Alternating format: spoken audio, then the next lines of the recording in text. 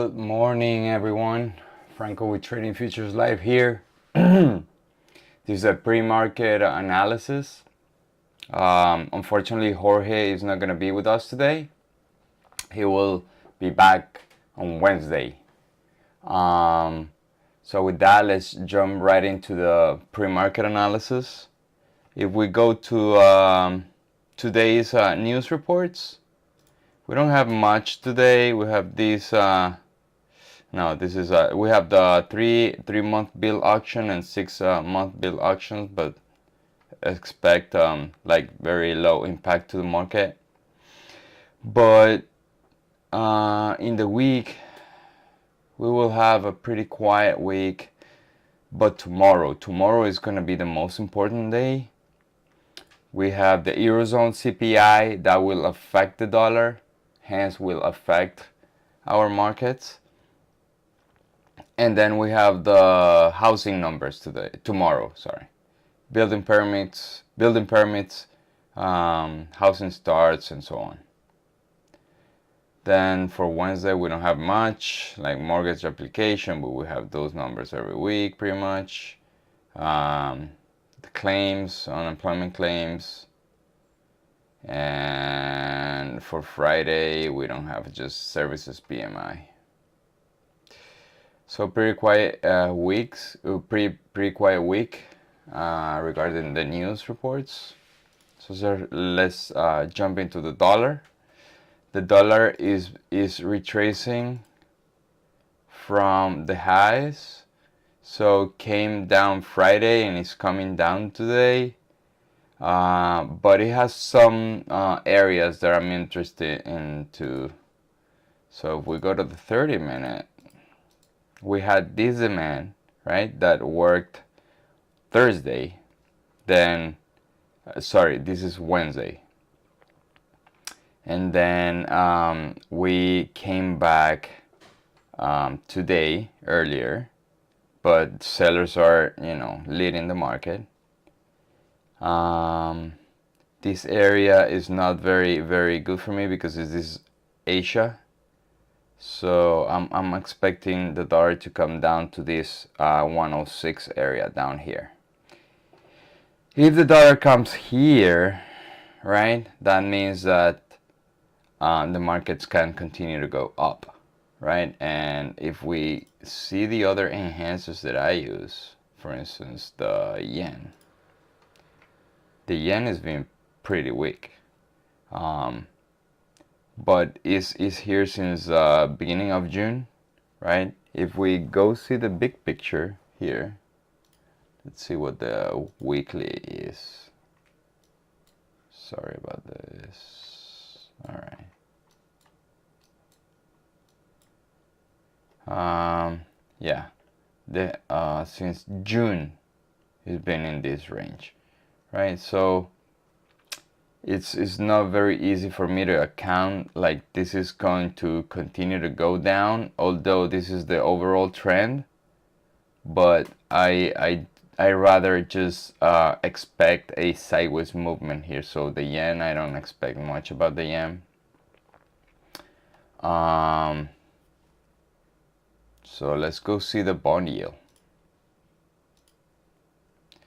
If we see the bond yield, we're in a bull market for the yields, right? So I can see the bond yields coming up, right? Here's a paradox. The market does not like, the market don't like high yields. Why? Especially technology. Technology suffers when bond yields go up because financing gets more expensive, and a lot of companies, unicorns like startups in the NQ, in the Nasdaq, they're just losing money, but they finance their operation with bonds and banks and stuff. And if the yield keeps going up, affect those companies, hence affects the technology index, which is the one that I trade personally. So, but I do expect the bond yield continue to go up, right? Today is up a little bit. Not much. Let's check here. Yeah, it's up a little bit, right? So let's go to the markets. All right, the S&P is been in this range for since June 10th, right? We've been ranging but creating higher lows. We created this low here. This is the daily. We created this low here, right? And then we visited that low and we broke it for a little bit, but then we rejected that area. So this is a supply zone here, but the third time, don't know if it can hold, right? Same picture for the NQ, but the NQ is a little bit more bullish because it didn't break the previous pivot, right? So I do expect very sideways movement today, right? Especially if the dollar does not move to the downside. Oh, here's a chart that I want you to pay attention to. The markets are going up, but the VIX gapped up, right? This is not very usual, but it's very, very but this is very logical, right?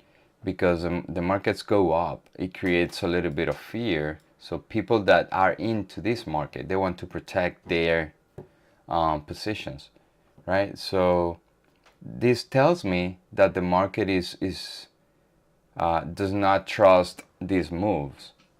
Why? Because people are expecting recession and a bear market and everything is gonna come to an end. But this tells me that the people that bought recently in this pivot can be protecting their positions here, right? That's why the VIX is going up. So demand for puts are going up, right? So I'll be very careful today. I will just play tradable reaction. I do not expect a trend to continue. I do expect a sideways movement, especially with the dollar. I want to see the dollar break down or break to the upside, right? But it looks pretty quiet, especially with no news, right? So my plan today is with the internal, just wait for tradable reaction, long or short, but favoring the longs a little bit, okay? With that, I will see you in 10 minutes. So please come back and I'll see you in a little bit.